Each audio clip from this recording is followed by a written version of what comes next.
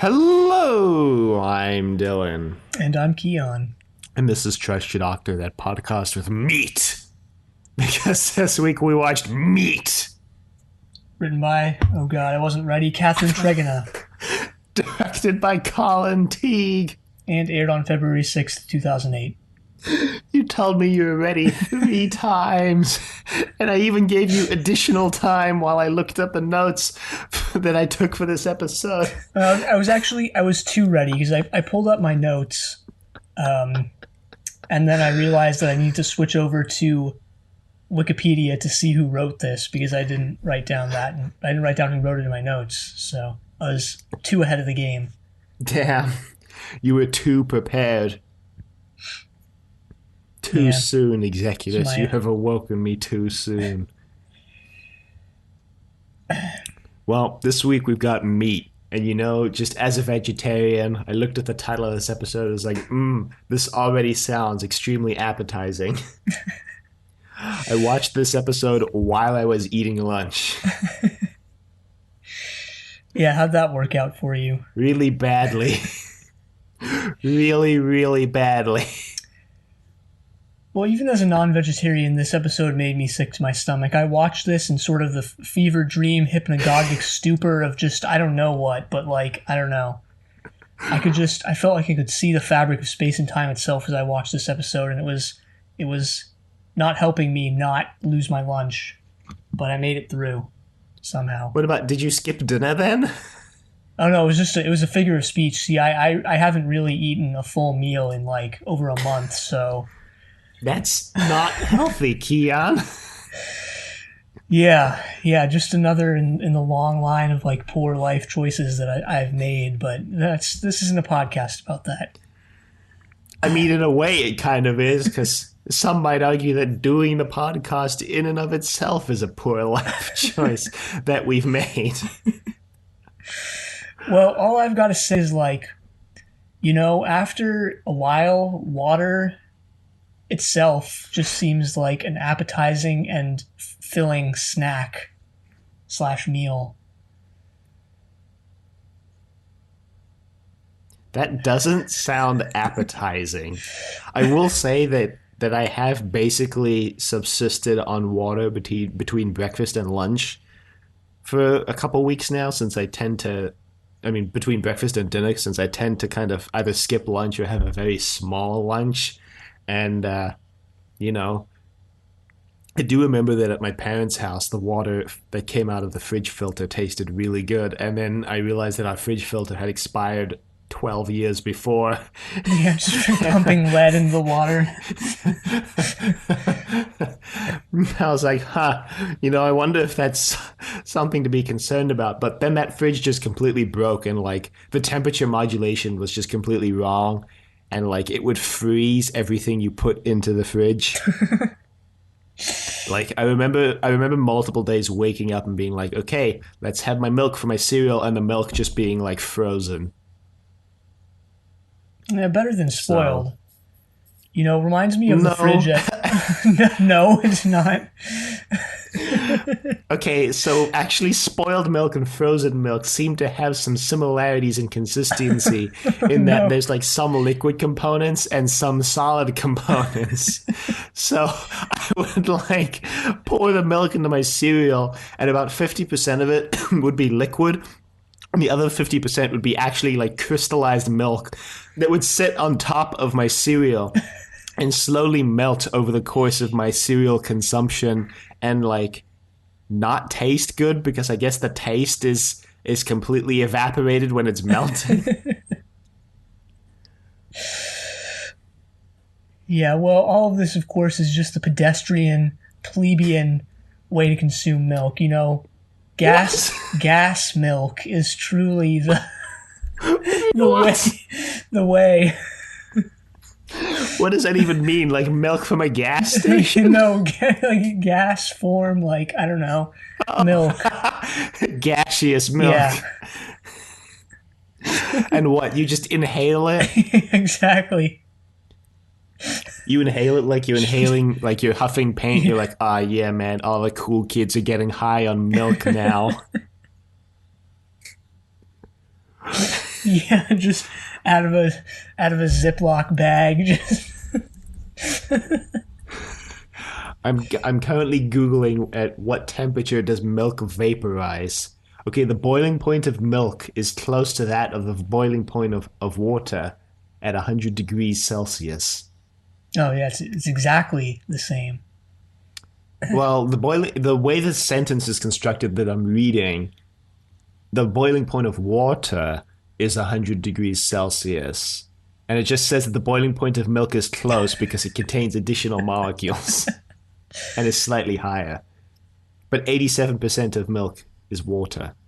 So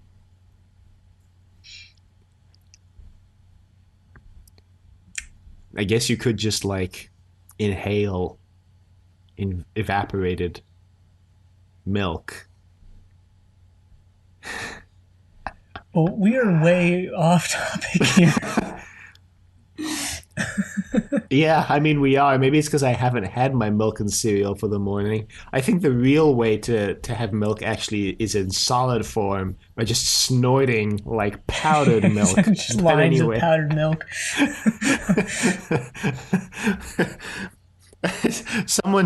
someone did reply to your tweet this week about having 1 hour left to live. Or I guess it would be last week when this episode goes out. That instead of watching Doctor Who for that 1 hour, they would just snort coke. Yeah. Anyway, milk is an animal product from cows, which are meat. Yeah.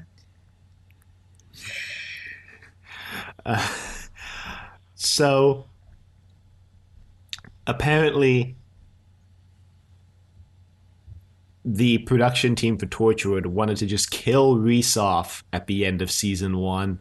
That apparently Billis shooting / stabbing him was supposed to be his last hurrah. That he would just actually die, which kind of explains like how BS it is that he just comes back to life when they close the rift. Yeah, true. Because I guess that wasn't part of the original plan. So what made them decide not to do that? They just liked him. No. They also apparently liked the actor Kaio and were like, he's pretty cool. So we'll bring him back.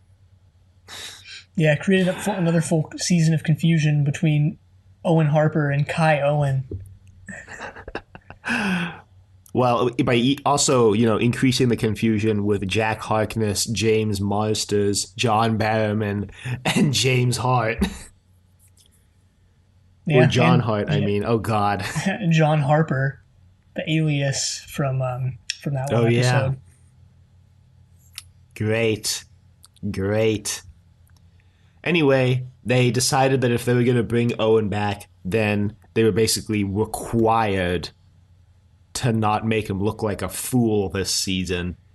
So Russell T and Chris Chibnall were like, well, we'll give him the Owen episode then, and it'll be called Meat. They'll give him an Owen episode?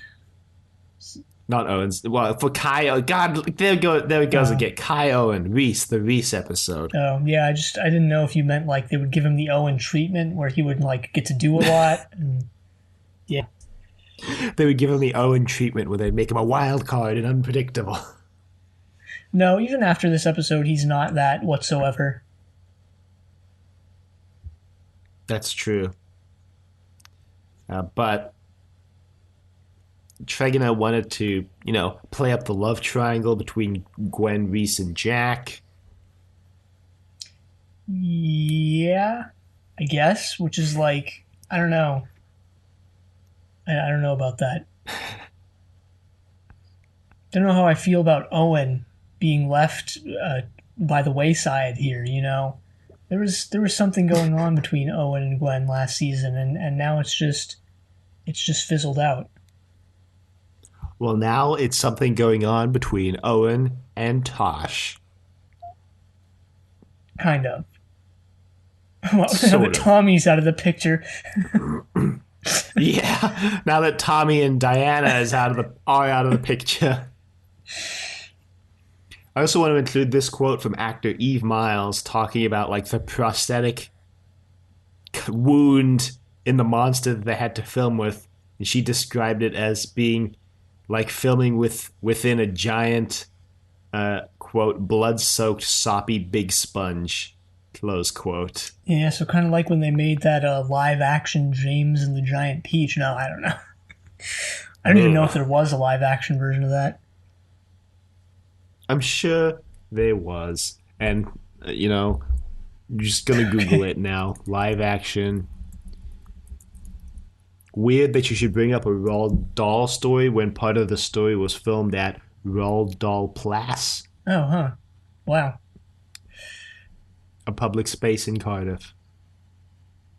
Which, yeah, named after Cardiff. Born. Wow, Roald Dahl was born in Cardiff.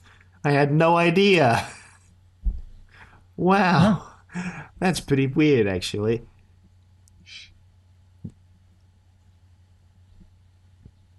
Well, so the only adaptation of James and the Giant Peach is the one with the stop motion and the live action, Oh, right. Yeah, I forgot about that. It was live action at the which is beginning like before he gets in. yeah, and it turns into stop motion when he gets into the Yeah, does it peach. go back? It goes back to live action at the end, right? Yeah, when he gets to, I think it goes back to live action when he gets to New York, but then the final scene of the movie is like the peach pit is like a cottage in like Central Park. And I think that scene is in stop motion again. I don't Huh. remember. That movie really feels like it's directed by Tim Burton, but it's not. It's actually directed by Henry Selick, who directed Nightmare Before Christmas as well. Another movie that seems like it should be directed by Tim Burton and wasn't. Another movie that Tim Burton slapped his name on. Yeah, I mean, as producer, yes.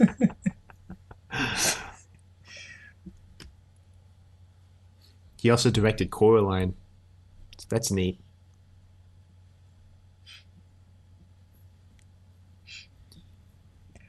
Well, Anyway, okay, yeah, yeah, yeah. So this episode begins. So I take back what I said about Reese not being a wild card because this episode begins with him texting and driving. Well, not so much texting actually. He's no, just no, looking at no. his phone. But He pulls over to the side of the road to take the phone call, though. He's just looking to see who's calling him and if it's important. And if it's not important, he'll just ignore it, and I and in guess. that split second, he gets into a fatal crash. And no, I don't know. And the entire rest of this episode is a fever dream. Well, for me, it was because this was about the time when I don't know, just Your consciousness was unraveling. yeah. But anyway, Reese gets this call about one of his drivers getting into an accident and dying. So, a couple of weeks ago, or maybe it was even last week, we were speculating about what Reese does as a job. And it turns out that he works as one of the, I guess, office people slash managers of a trucking company. Yeah. Not a thrilling job, really. But apparently he like owns the trucking company, doesn't he? Or well, I guess not. I guess because Gwen refers to it as Reese's firm, but I guess that could also just mean like the firm where Reese works. Yeah, it's not really made clear. I mean, it seems like their office space is just, Reese and the assistant lady in like a really small, Yeah, cramped, cluttered that's room. true. So I have no It's idea. just Yeah. like it's it's just like in their house. This episode, I don't know if you noticed, but the way some of the scenes in this were shot made it seem like Gwen and Reese lived like a block away from Torchwood HQ. Everybody lives within a block of Torchwood HQ on Torchwood. Yeah, it's true. I mean, Owen lives on that, or at least has a place on the waterfront, which is like right there. Yeah, that waterfront place that we all assumed was on the like 10th floor, but then was revealed to be on the on the first. Yeah. We've never seen. How I think. boring. I think Ianto is and Jack, I guess, but Jack just freaking lives at Torchwood. But Ianto is the only one whose abode we haven't seen before. And that's okay. We can keep it that way. Yeah, we need less Ianto, not more. Maybe we should keep it that way. Unless maybe Ianto just lives in like the Torchwood foyer area, the like cover like little room. The like fishing shack. Yeah. Well, there's like the implication, we've gotten the implication that Jack like lives in Torchwood. Yeah. Maybe Ianto lives there with him now. Yeah, now that there's something going on between them, maybe.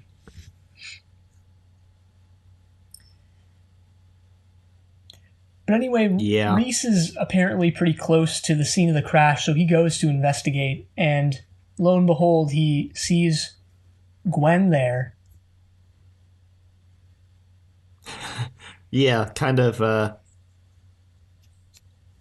just like real random coincidence. Like, Yeah, Torchwood is once again called in to investigate something that just seems like a normal incident that isn't supernatural at all. yeah, I mean, if you think about it, they were only called in to this crash scene because the police opened the back of the truck and just found a shitload of meat. And I guess their reaction was nobody trucks this much meat down the M10 at 8 in the morning unless they're doing something suspicious. Yeah, so they go into the back of the truck and they identify the meat as like not being of this world, probably. Owen looks at it and he's like, this looks like alien meat. Yes, apparently Soylent Green is alien. But have you ever watched Soylent Green?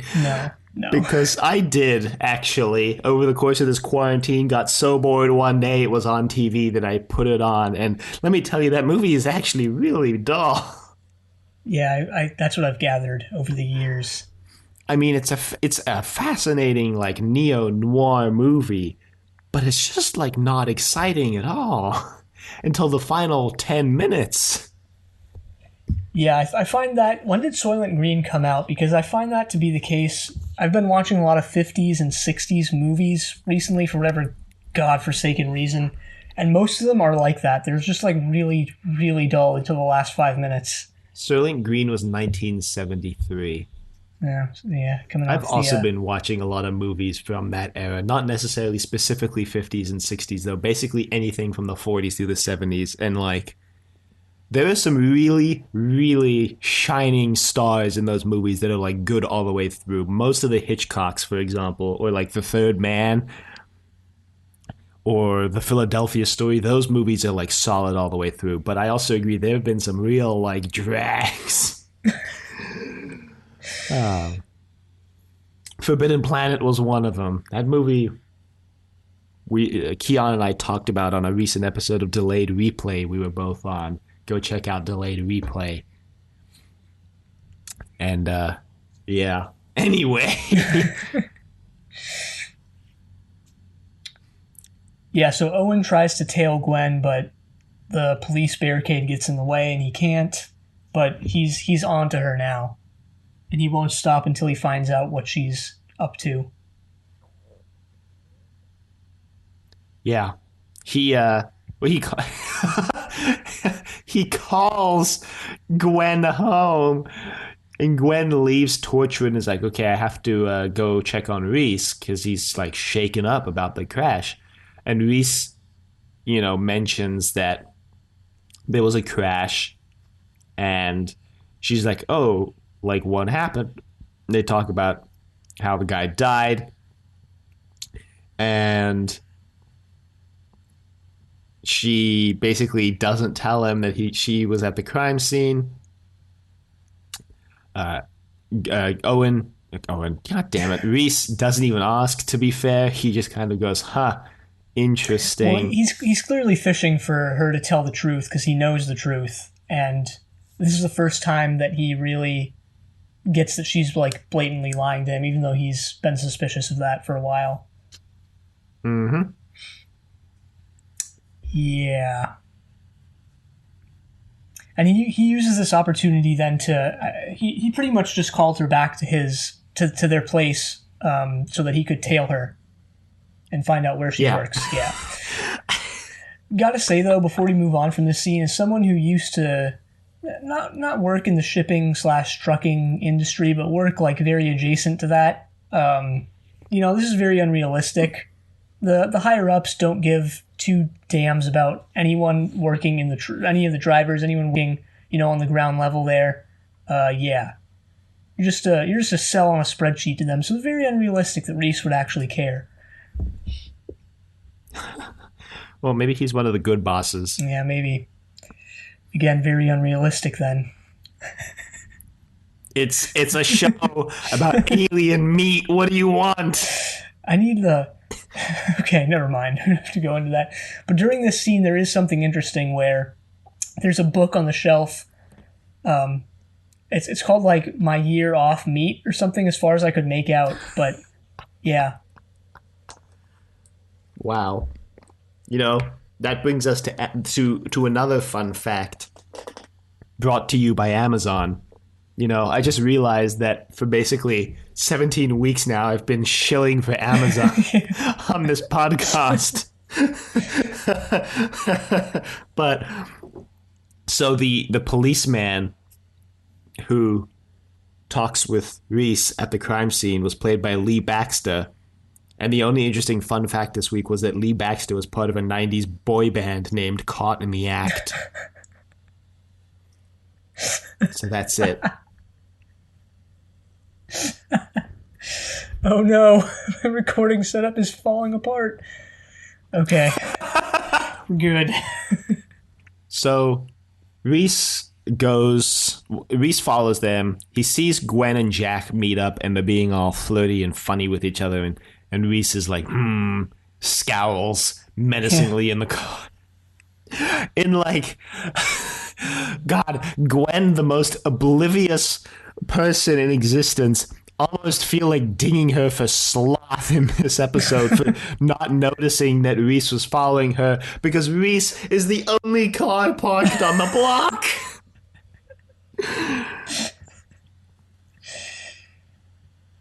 Yeah. Well, also Torchwood, who surveils like the entire country, if not world, doesn't figure out that Reese, just a random guy, is tailing them to the scene of where they're going. Because he does. He follows them to the... They trace the source of the meat to this facility that kind of looks like a place where you'd film a Blake 7 episode. And check out Zenith, the Blake 7 podcast. And Reese follows them there. Gwen has been trying throughout this entire thing to convince the rest of Torchwood that Reese is not in on the scheme, even though he works for the same company. And they get there, and lo and behold, they find Reese. And everyone else in Torchwood is like, yeah, he's in on it, Gwen. I mean, we've been shown time and time again that Torchwood is woefully inadequate at their job. So... True.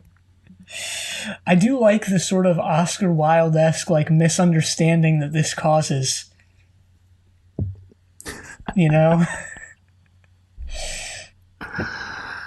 Well, because Reese goes there thinking Gwen is in on some sinister operation. Gwen is there thinking Reese is in on some sinister operation.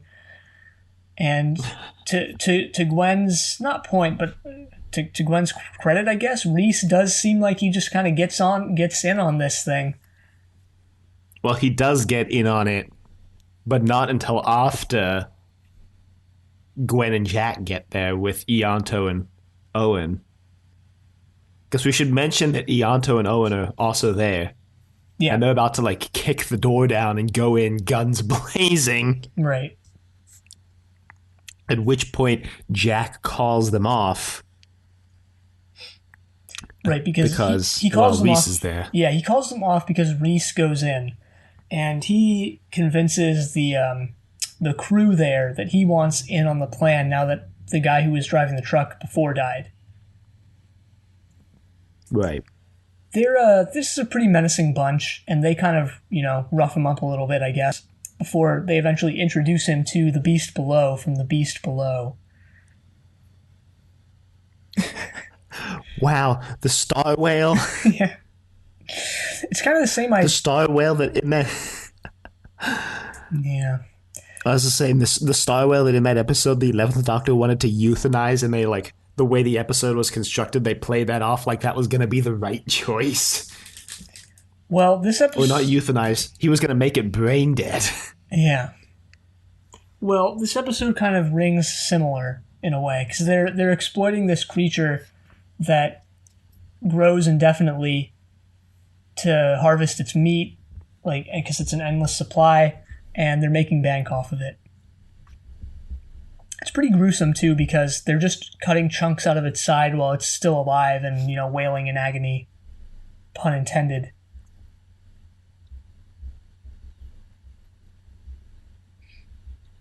Wow, the shocked silence. Just shocked by the pun. Every time, there's a pun. My only reaction now is to just Yeah, sigh. gut punch. Pun intended there as well. Screams internally. So they give Reese the job. Reluctantly. Yeah. Because they think that Reese burned all the old meat that was in the truck during the crash. Yeah, Reese is actually, you can tell he's scared, but he's playing this off really well. He's lying off the cuff pretty damn well. Yeah, he's all in on this now. Yeah, I mean, you can tell at this point in the episode that he's gonna, do something about this, but yeah, I mean, as far as they're concerned, he's in on the scheme. I was actually very impressed by Reese's demeanor in this episode. And I guess part of that is that they explicitly were like, well, we're not going to make Reese a poor sap anymore. He's going to stand up for himself and he's going to be a cool guy. And he was. I mean, he stands up to himself to Gwen later. No, I don't know. He's still a little bit of a bumbling fool. Yeah, well, so the next scene kind of comes out of nowhere. It's, as far as the way I saw it, like, because you kind of just cut to Gwen and Reese back in their apartment, just shouting at each other. I don't think it came out of nowhere. I mean, Gwen wants to run in and confront Reese right there at the warehouse, but Jack stops her, so then she confronts him at home. Yeah, I guess. Just felt a little jarring. But this is where all truths are revealed, or at least most truths, because Gwen finally admits that she hunts aliens. Gwen also is completely in the wrong for most of this argument, hilariously. Yeah, we're not here to judge on the morality. That's what the Decaded Seven Sins of Gwen segment is for. So I'm not going to pass any judgment yet. I can tell which way your judgment's gonna go, though, just from that alone. But basically, she's like, I wanted to protect you, Reese. She could, which is a really flimsy argument because she literally could have just said, I was forbidden by law, by under penalty of death from telling you about my job. And it would have all been true. Yeah, she could have said that, but Gwen speaks from the heart. So as many sins as she commits, at least she has that. I would argue that she commits sins because she speaks from the heart, because she's got a cold, dark heart of steel. Well, it's not as cold and dark as Jack's and Owen's hearts, but it's getting me. Torchwood has been adversely affecting her. Yeah, maybe. I don't know if you noticed in the background of this scene, but Gwen and Reese have the worst desktop wallpaper on their home computer. It's a picture of them, but it's the most awkward thing ever. Great. This is why I make all my wallpapers pictures of nature or buildings. Yeah, this is why I just don't even give a damn anymore and just leave it as the default, whatever the computer came with. How vain do you have to be to look at yourself every time you open the computer? How vain and vapid. Maybe it's their own form of like commentary about how they're living in the digital age. You know, like you turn on the computer and what do you see but yourself trapped in the What? screen? What? Better way to encapsulate life in the 21st century. Well, that's where the name Black Mirror comes from, if you didn't know. For the TV show Black Mirror, because the when you turn a computer off, the monitor forms a black mirror where the thing you see, the first thing you see when you turn the computer off is yourself staring back at you in the reflection of the black mirror. Guess, it works a lot better with like CRT screens, but yeah, true. Can't wait to replace my flat screen with my CRT. Anyway, Reese finally gets taken to Torchwood. Yeah, and like Jack is kind of upset, and I think Tosh or Owen says like, this is a first, like the fiance finding out about Torchwood. And my note here as well, it seems like literally everybody in Cardiff knows about Torchwood except Reese. So yeah, that's the one thing that like is a bit questionable about this show is that and I know we've discussed this before, but like, is Torchwood a known organization or not? And the show doesn't seem to make up its mind about that. yeah, because every law enforcement agency and even the old woman at the start of Kiss Kiss Bang Bang seem to know about like who Torchwood is. Not necessarily what they do, perhaps, but they know that Torchwood exists. And, that's just extremely suspect. Yeah.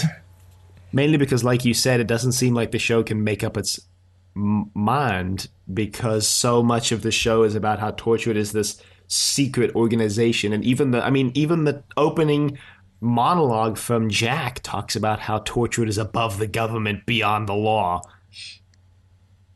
Yeah. But maybe Reese is just clueless. And that's a really actually hilarious answer to all of this, is that it's literally just Reese who has no idea what Torchwood is. Wow, Gwen's really, really lucky then. Or unlucky that she has to hide it from the one guy who doesn't know what it is already. Yeah, like even freaking what's his name from Random Shoes knew about Torchwood, and he was just some schlub who was trying to sell off his alleged alien eye. Yeah, what was his name again? Completely forgot. I don't know. Yeah, I guess it doesn't matter anymore. But anyway, Evan? Reese... Well, whatever. Yeah. Reese gets into an argument with Jack, but eventually they decide to Trojan horse their way into the facility. Yeah, but don't forget about the greatest line of dialogue ever put into anything ever, where Jack and Reese's faces are 3 to 4 inches apart, and Jack just goes, "This is quite homoerotic." Yeah. True. Great because it's true. Just, Torchwood's going to end with just an all-out, actually, I'm not going to finish that. So, like you said, they decided to Trojan horse themselves in. Oh, jeez. To Trojan horse themselves in using Reese's, delivery truck. Mm-hmm. Well, okay, so before we get there, let's not skip over this magnificent scene between Tosh and Owen. And by magnificent, you mean, why was this even included? Yeah, pretty uncomfortable. Every single one of Tosh's lines in this episode is her hitting on Owen and Owen being completely clueless. So she brings him this Children of the Stones-esque sandwich, which is cheese and pickle. Great, another thing we could taste test live on the show. Yeah, not that out there. I mean, it's not like what gherkins and mint jam and strawberries or whatever it was. Banana and I ham mean, are like, yeah. cheese and pickle makes sense. I mean, people put pickles on their, cheeseburgers. So, I mean, it's just like a cheeseburger, but without half the ingredients. Yeah. So, but the sandwich, like the sandwiches as depicted on screen, just look like massive slabs of of bread, and then like just a very thin layer between them.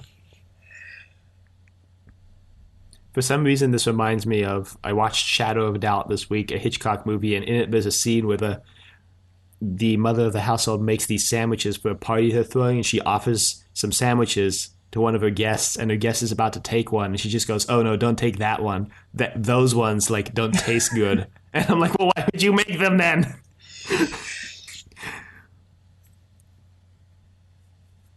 Anyway, Tasha's like, "You want me to keep you company? Like, I'm not tired." And then Owen's like, "Well, in that case, could you just do this instead while I go sleep?" God. Thanks, Owen. I can't wait for for Owen to leave. I was going to say for one of the Torchwood members, but really just Owen. I can't wait for Owen to leave and we do our Owen retrospective and we just say, "Thanks for all the good times, Owen. Can't be replaced." We really owe him. I'm going to put sad music and everything. It'll be great. Anyway, I don't remember if this is now or maybe it's later. Maybe it was earlier. I don't know. Time has just collapsed. So Tosh goes like, if in case you haven't noticed, all of us are single. It would be really great if like, maybe all of us could find someone who knows what we do and understands our work. No, it really dramatically goes, in case you haven't noticed, Tosh, we're the only ones who know what we do. Yeah, and Tosh is like, "That was kind of the point I was making, Owen." Yeah, really, not pleased to see Tasha's role again just kind of reduced even further to like her just hitting on Owen for every single line she has. But hey, what are you going to do?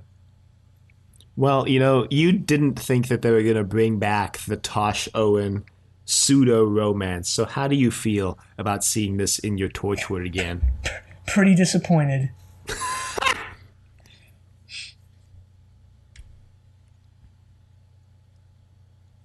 Keon, a man of brevity.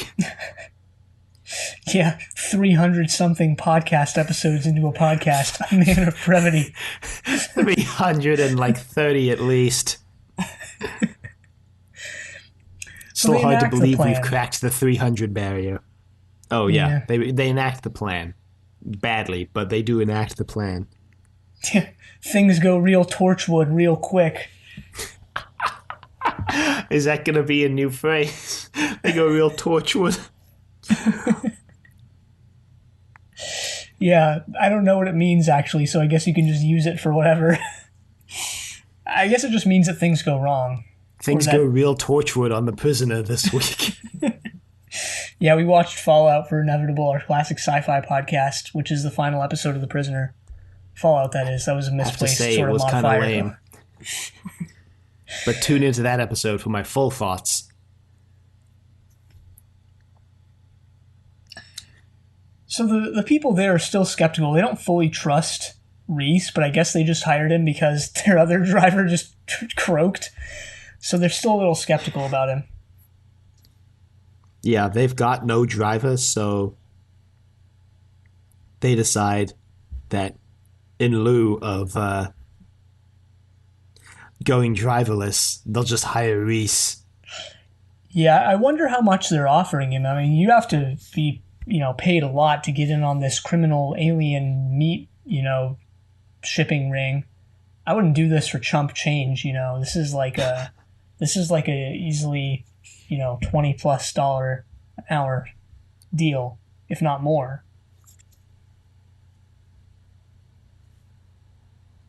I mean, I would do this for free, I'm going to be honest. Just for fun. Just for the heck of it. I would truck around the alien meat for free. Gotta say also that earlier in this episode, we find out that, like, you can get your trucker's license in, like, 4 weeks in Britain, which is, like, way shorter than you can do here. Here you have to go to trucker school for like, I think it's at least a couple months if I remember correctly, as someone who like almost actually went to trucker school, believe it or not. But Then you could record the podcast on the road. yeah, or actually have time to listen to podcasts. But This week, Trust Your Doctor coming to you live from a truck stop outside of Reno, Nevada. So the Torchwood team just gets captured because Reese like panics and tries to leave early instead of just letting them load more alien meat onto the truck. And I just want to say the word meat has lost like all meaning. Yeah, especially during this, COVID-19 era where you can't really meet anyone. God damn it. Don't know why I'm so on fire with the puns this episode, but here I am. So really taking us back to our roots. When the first 40 episodes of our podcast, we had nothing interesting about our lives, so we just filled the podcast with puns to keep it interesting. Real throwback. Yeah, I mean, I wouldn't say that our little anecdotes are things interesting about our lives, but we just put more of them in now. We put more of them in because people told us to. True. So they all get captured. Ianto has a Terminator moment where he just walks into a room and just shoots down like two people with stun guns. Yeah, they're told to bring in stun guns by Jack, and there's this whole scene where Gwen goes like, "Oh, so you have a heart now, Jack, huh?" Because Jack wants to save the creature, while pretty much everyone else in Torchwood wants to kill it. And this is the scene, in this moment, Jack tells them that they're not going to have any casualties. They're going to bring in stun guns. But later on, when they get captured, Gwen just pulls out an actual gun. Clearly, stun guns look like real guns. But you can tell which ones are stun guns and which ones are not. And Gwen is clearly, holding an actual pistol. That's fair. I mean, also, Owen pulls a real gun off one of the criminals and is like, they've got guns. And I'm like, didn't you know this coming in?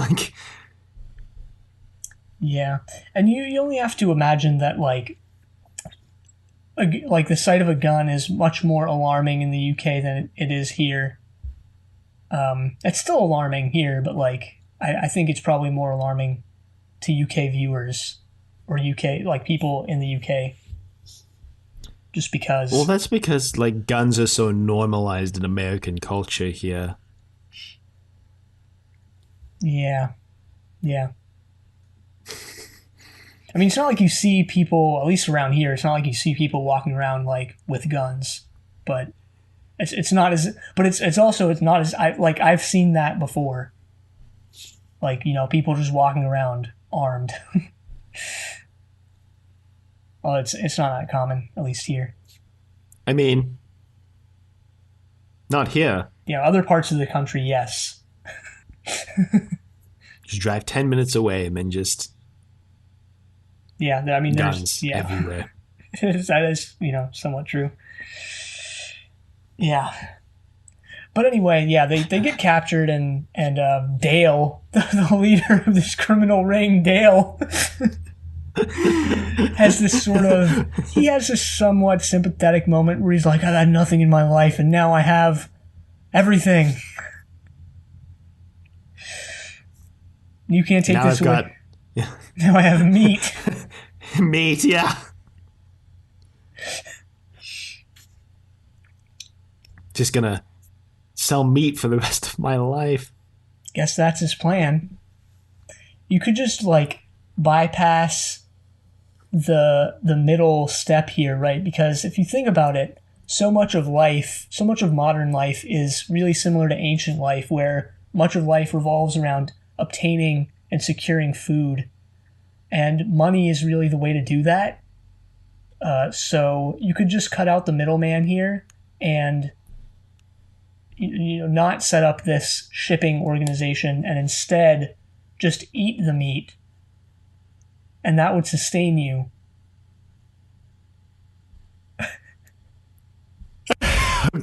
way.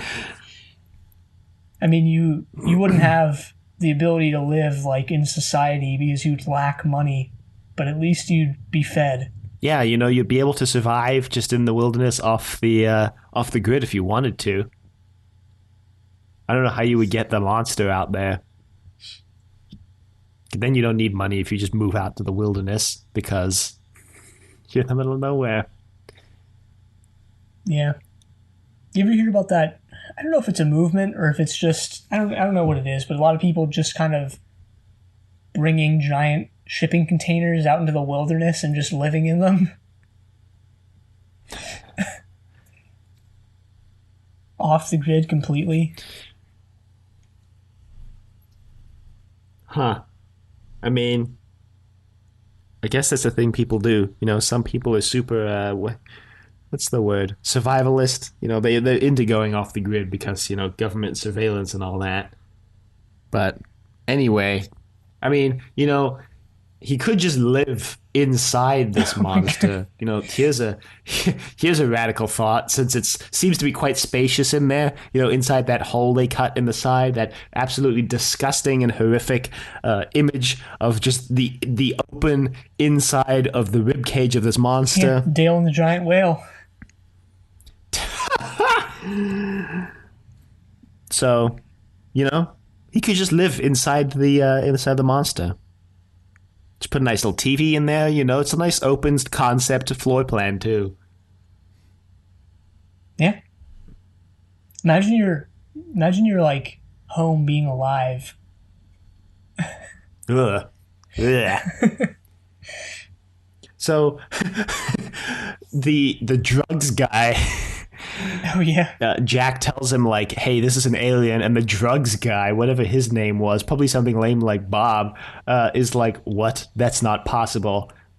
And they're like, look at him, do you really think this is from Earth? And the guy's like, you know what, you're actually right. Like, my bad.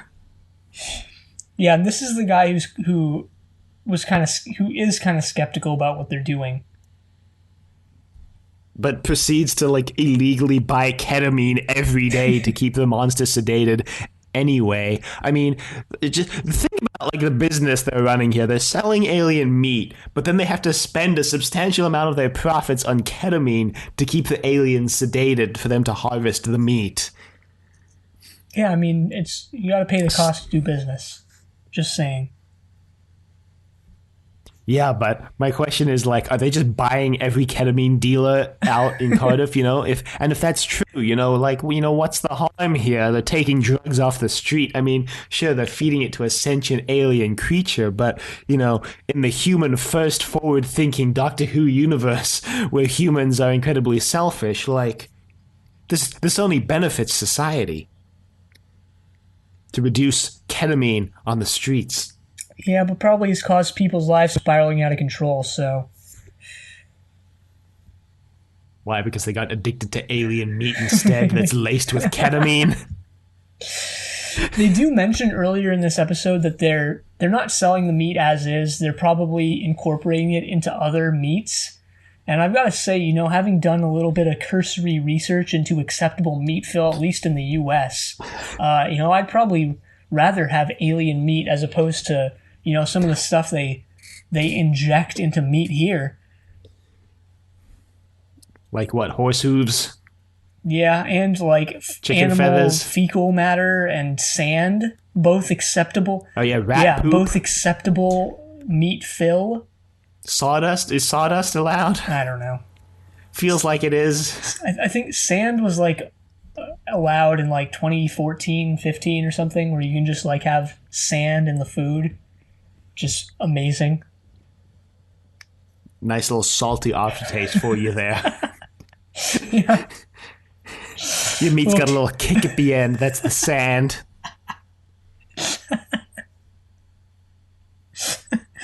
I like to imagine them just scooping sand. Oh, sorry, go ahead. I was just gonna, like, when they say sand, though, like, I don't imagine, this doesn't make it better or worse, but I don't imagine, like, sea sand, like beach sand. I imagine, like, cat litter box style sand. Oh.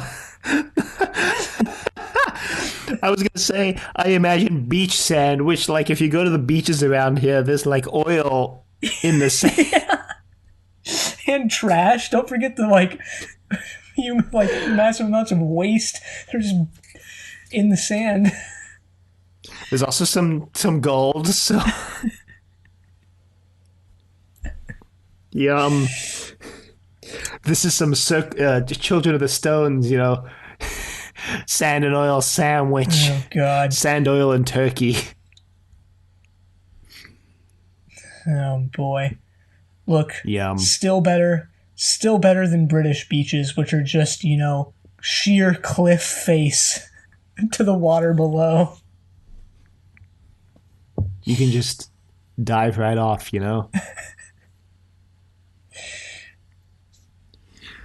Anyway, they break free. Reese takes a bullet for Gwen. They tase everyone. And then Owen mercy kills the giant monster. Right, because we forgot to mention throughout all of this, Owen has just been like frantically mixing chemicals in a little storage closet. Weird theme of Owen frantically mixing things this season. So he did it in Kiss Kiss Bang Bang, and he did it into The Lost Man as well. Really? What did he frantically mix in those episodes? Well, in Kiss Kiss Bang Bang, it was the blood of every Torchwood member. Right, yeah. Into The Lost Man, I'm going to be honest, I don't remember. I just remember him going into the weird hospital area, pulling something out of the cupboard and being like, this'll do. Yeah. Oh, yeah, to wake Tommy up, that's what it was. Yeah, well, I guess we'll have to see if he continues mixing things. That's what we're Mixing it waiting up. for. That's what we're focused on. Yeah. So like you mentioned, he just injects it multiple times with whatever concoction he's made, and Mercy kills it. Jack is crying. Owen is crying. Owen also patches Reese's gunshot wound up, having some experience getting shot himself.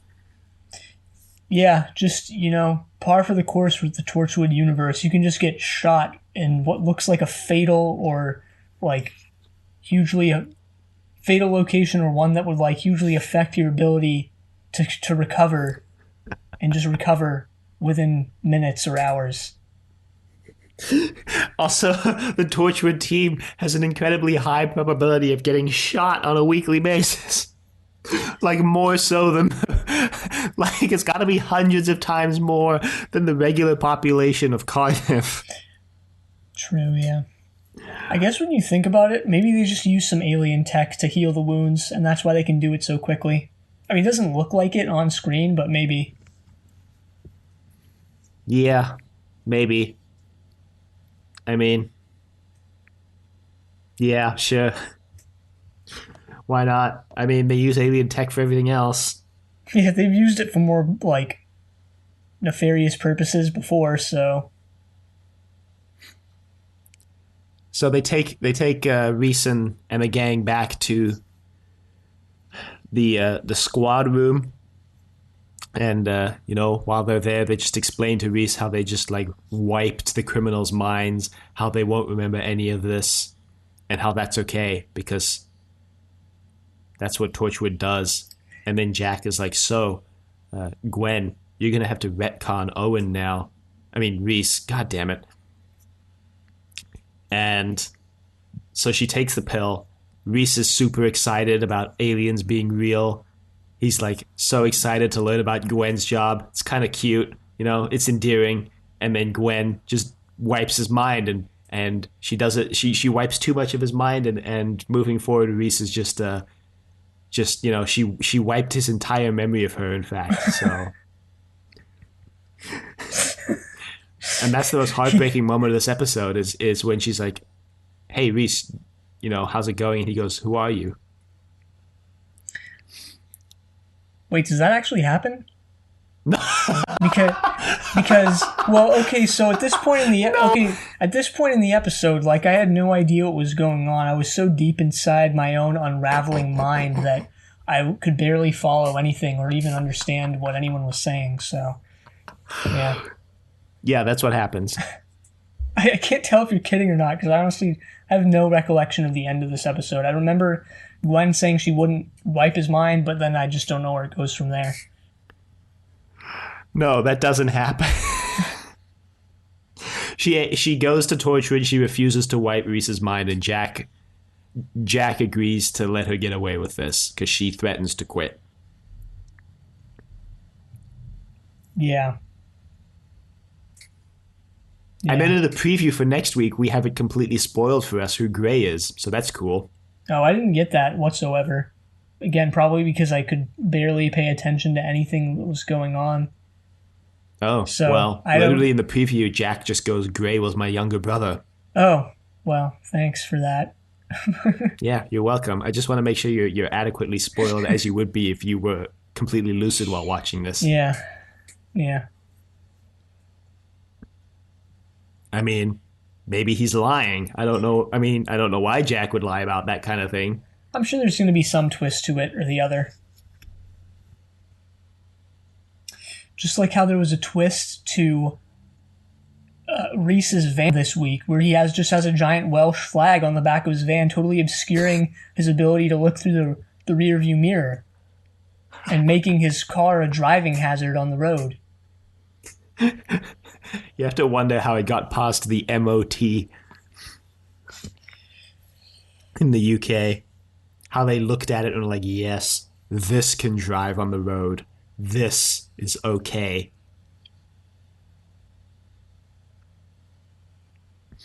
Yeah, beats me. And then the episode ends. Nice. Yeah, so Reese. Thanks, Reese finally knows about Torchwood. Yeah, so you can come back from that volcano we chucked you into now. You've been recording for the past month from inside the volcano, getting surprisingly good audio quality from inside that volcano.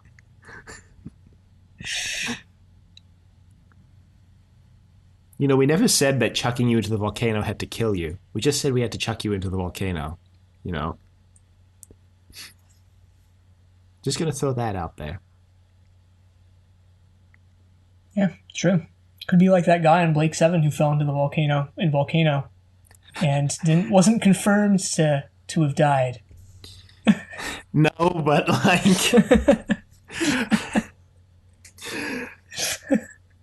I guess not.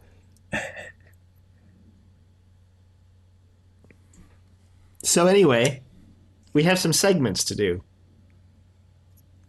First of which is the 7 deadly sins of Gwen. Who's going to start us off this week? Well, you know, I didn't really have any this week. I couldn't really think. You didn't have pride when she was gesticulating to Reese about how she was in the right for lying to him? True, I guess. And I guess that's also anger. Yes. Yes. Very much so. Yeah. Yeah, I mean, that scene was basically the only real sin she committed this episode, I guess. Yeah. Pretty sure the Bible tells you not to lie, but, you know. Yeah, it's not technically a sin. I mean, it's not one of the deadly sins, you know. Just like how adultery is not a deadly sin, but it is a sin, nonetheless. It's just a minor one, yeah. It'll just get you lightly tortured in hell.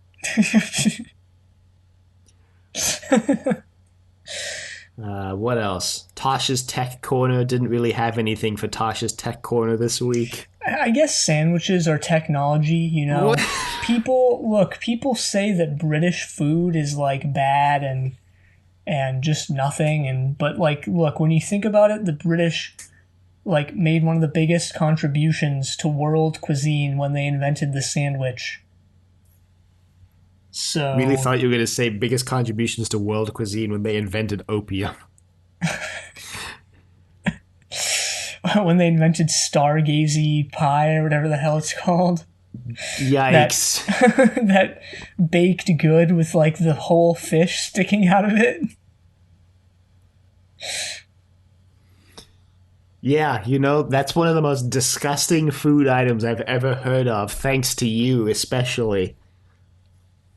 I don't know why you are just a walking encyclopedia of like disgusting food. Yeah, that's a good question, one that I'm not prepared to answer.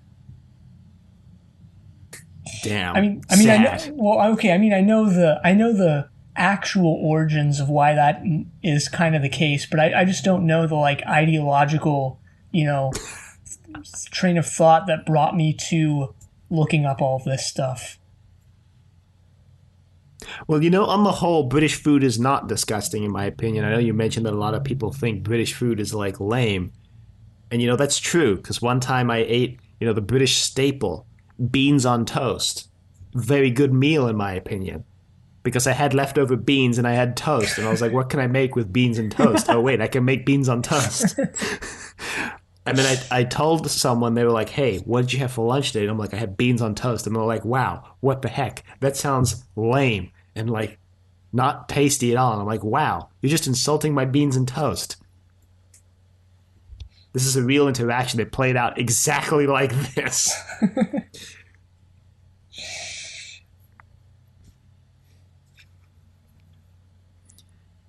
So, anyway, can't wait for there to be a bread sandwich on Torchwood. That's the message you should be getting from this. Yeah, might as well have been with how little cheese and pickles were on that sandwich. Look, I mean, just what are you doing, Tosh? Like, make a sandwich, do it right. She kind of implied that they were out of sandwich supplies in the Torchwood HQ, and that's why it's specifically that combination of items, just Uh, because that was all she could find. oh yeah, makes sense. What are you You know, doing, he Yonto? Like, you gotta go to the store every once in a while. Come on, man. Ianto had a bigger role in this story than Tosh or Owen. Yeah, he walked into He, that room and just tased some dudes. he's also like maintaining that witty banter that was introduced last week, I guess, in Sleeper. Yeah, that's that this season completely shifted his character towards. Yeah, his character did a complete 180-degree U-turn. Actually, now that I think about it, all the Torchwood members' personalities do have had that happen to them when they've like lost their, special loved one of the week. Yonto was this somber and morose guy until Lisa croaked, and then he slowly, opened up a little more. Tosh, I guess, just forgot about Owen once Tommy, entered the picture, and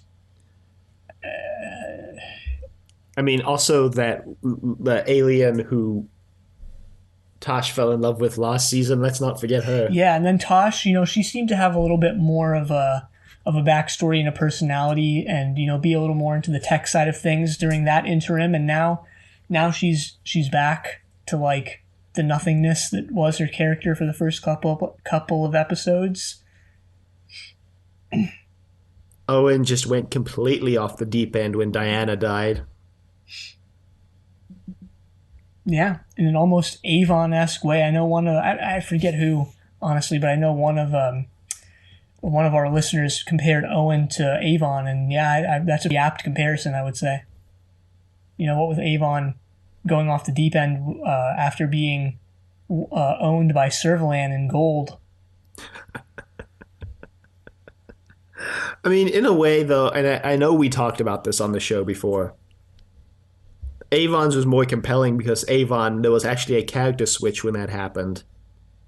Whereas Owen was just always kind of wild and unpredictable and just became like more wild and unpredictable, I guess. True. Also, Avon's like love interest thing was set up very early. Instead of just like a couple days, like with Owen. Yep, true. So, how distraught should Jack be this week? Probably a little more than he actually was, considering he wanted to save the creature, unless that was him just like saving face. Yeah, I mean, we do like watch him weep for the monster. Yeah, true. So he is somewhat affected, but I agree. I think he should be more affected than he is. But alas, no such luck. Yeah, and kind of rounding this all out, I would say that my wild card Owen moment of this week is when he just takes matters into his own hands and kills the creature. Yeah, I was going to say the same thing. And he doesn't. And what's wild card about that is him not telling anyone that's what he's going to do until Jack is like, hey, what did you do? And he's like, I mercy killed it. Yeah. I think Just shocking turn of events. I think they all kind of accept. Well, they accept its death because they have to. He killed it, but like I think they all kind of accept then that was the better way. There was really no saving this thing or making, its life better. And that even you kind of think that because I was like when Jack said that they were going to save it, the thing that was kind of flashing through my mind was like, really, out of all the aliens that you could have saved, you're going to save this one that's going to put a massive like strain on your ability to actually save it and take care of it rather than all the other aliens that you put down that you could have easily taken in.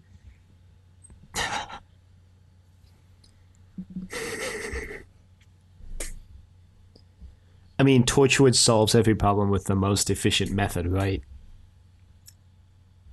And that means they have to just wipe this leech on society off the face of the earth. Wow. There is something to be said about the fact that they have to mercy kill the alien creature, but that all the humans get to live. I guess. And yeah, they erase their minds. So I guess they don't remember the alien creature, but that doesn't erase the fact that they knowingly sold alien meat, basically potentially killed some people because they carry guns and are like willing to kill Reese as soon as they meet him. Like, erasing their mind doesn't erase their crime. Yeah, and just goes to show you that, the people who are in this small time and who really found a way to game the system are the ones who are going to be taken down, whereas actual agribusiness is doing the same thing, just pumping who knows what into the food you eat and killing people knowingly and making bank off of it. Yet that's they're the system. They're not going to be taken down. Yeah, I said it.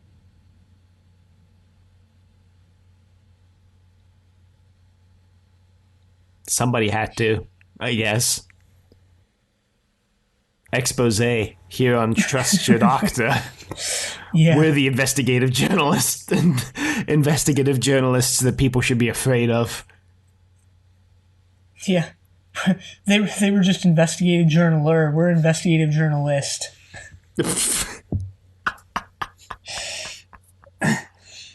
All the info you need right here. No other source of news necessary. Yeah, true.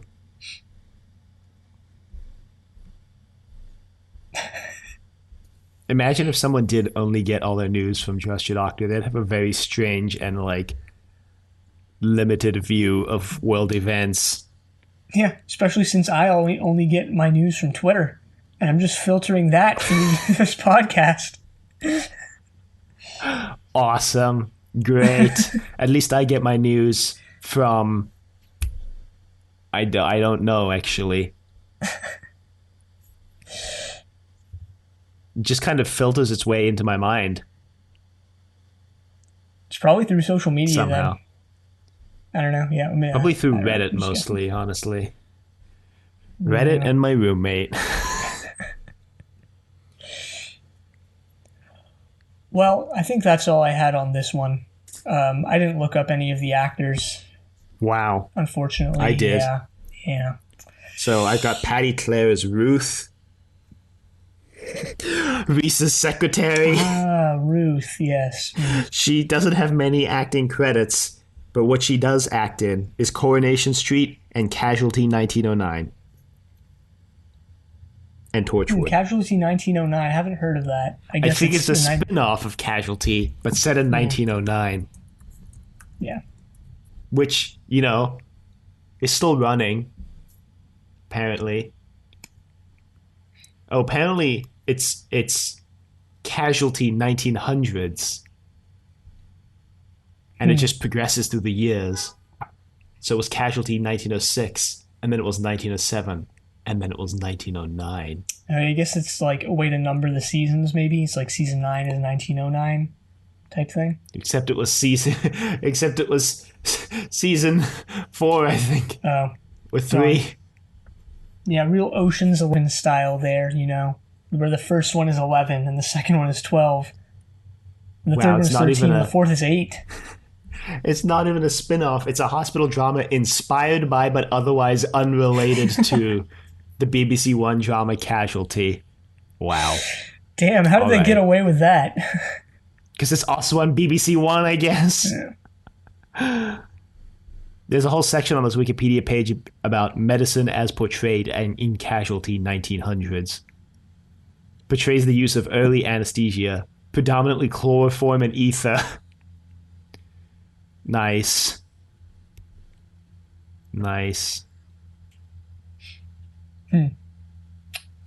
Anyway, I also looked up Matt Ryan because I recognized his name because he played John Constantine in the Constantine TV show 5 years ago. And then reprised his role in Legends of Tomorrow and Arrow. He was also in Criminal Minds. And a couple other things. Mm-hmm. And that's it. Those are the 2 actors I looked up for this story. Nice. David Troughton was in Casualty 1900s. Hell yeah. Well, I think that's all I got. That's all I've got, but it's not all Sergeant Drano's got. Ah, gotcha. Because we have an email from Sergeant Drano. I just have to... There it is. Torchwood, meet. And so we meet again. And at last, Keon can get out of that volcano. Finally, at long last, Reese is brought in on the secret. Was it everything you hoped it could be? For me, I think that it was. Kai Owen's portrayal of Reese comes across as very genuine. The character is very likable. His reactions to what he encounters feel believable. I think my favorite bit was when Reese blows up at Jack, and Jack is impressed by the level of homoeroticism. Lol. I don't know why I'm reading this in such a dramatic tone this week. The creature, which may or may not be a similar species to the Galeen star whale from the Beast Below, feels more like a secondary plot, a MacGuffin mostly there to bring Reese into the story. Leave it to Wildcard Owen to mercy kill it at the end. Jack is in rare form this episode, flirting with both Reese and Reese's office assistant, as well as throwing some longing looks in Gwen's direction. Character development in general is great in this episode, with Gwen's complicated feelings towards Reese and Jack, Tasha's feelings for Owen, and Owen's overall obliviousness or perhaps purposeful ignorance of those feelings. Here again, we get the classic Torchwood-style ending. The plan is to save the creature, but of course that plan fails and they end up killing it. Way to go, Torchwood. Sergeant Drano, Station 7, the door. Are we that predictable of a podcast now that Sergeant Drano can hit upon all exactly the same jokes and references that we made in this episode? Apparently so, and all the better for it. Why? So that when we croak, people can just imagine episodes of us. There are like AIs that can synthesize people's voices now, so maybe we'll be replaced by an AI at some point that just watches an episode of a TV show and then just outputs a podcast in our style and voice for people. Yeah, please, I'm ready. You were the one who put new content every day until we die into our Twitter bio. Every week. That was entirely you. Every week. Let's not go overboard here. New content every day, and I think I'd be, consider. Oh, you're right. New content every week until we die. Right. Still, though, that was all you, baby. Yeah, it was, and, the sooner we can defy that and make my past self a liar, the better.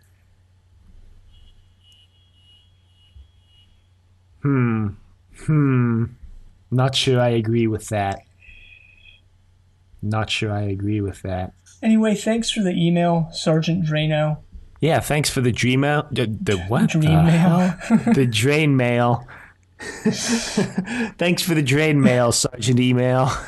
And thanks for the analysis of character development, which we completely ignored. At least some of that. Mostly Gwen's feelings for everyone, we just ignored. As is usual on this show, I guess. And yeah, so thanks for reaching out. And now, if anybody else would like to email us, you can reach us at thedoctor@decorativevegetable.com. Questions, comments, concerns, angry rants, love letters, your thoughts on Torchwood and meat. Your thoughts on meat, not the episode, just like meat in general. You can find us on YouTube at Decorative Vegetable. Find us on Apple Podcasts and pretty much any other podcasting platform you want. And Trust Your Doctor. Be sure to leave a rating if you like the show. On Facebook, Trust Your Doctor. Like us on Facebook. Also check us out on Twitter at TYD Podcast and follow us on Twitter. Next time we're going to be watching Adam. But until then, the end.